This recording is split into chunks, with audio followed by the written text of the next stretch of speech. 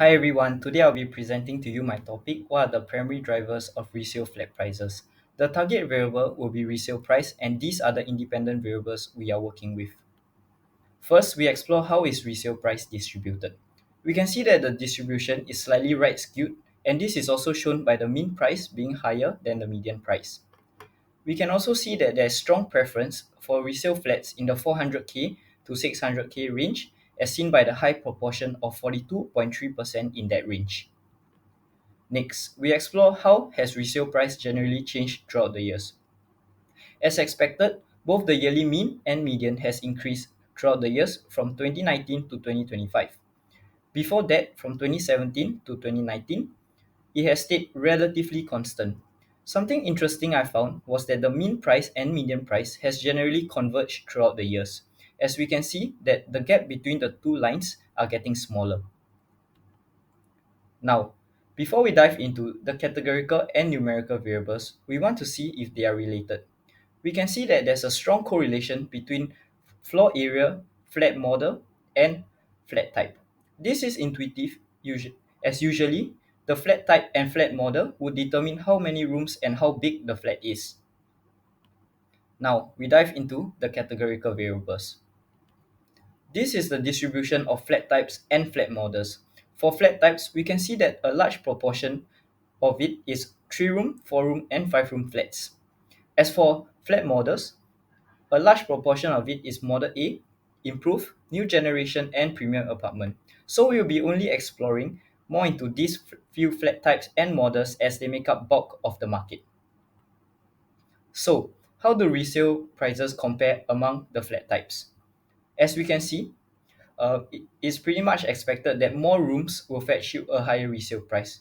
Something interesting to uncover is that the price difference between a 3 room to a 4 room is much more of that compared to a 4 room to a 5 room flat.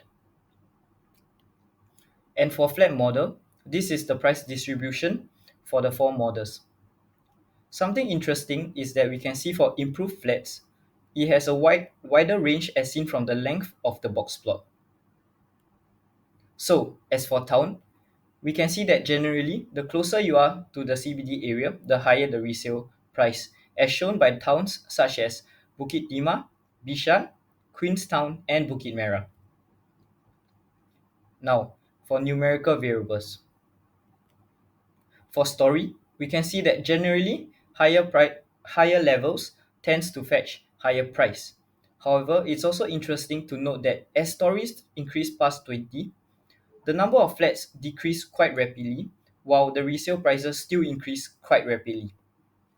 And this could be because they are more premium HDB and hence, in general, more expensive.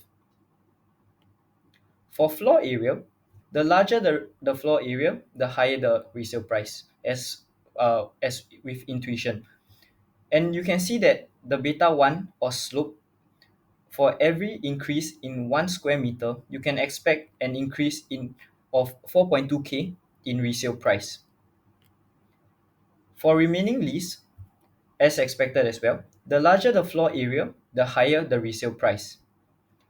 From the beta 1 or slope, we know that for every increase in 1 year in remaining lease, you can expect an increase of 3.7k in resale price. Now, for the impact. For categorical variables, both matrix, F statistic, and ETA squared tells us the same story. We can see that the flat type plays the biggest impact to resale price, followed by flat model, and then subsequently town. Surprisingly, town does not play that big of an impact compared to the other two variables.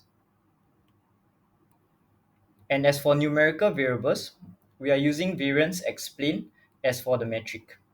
We can see that the floor area is the clear winner here, followed by story range and remaining lease. That's all for my presentation. Thank you.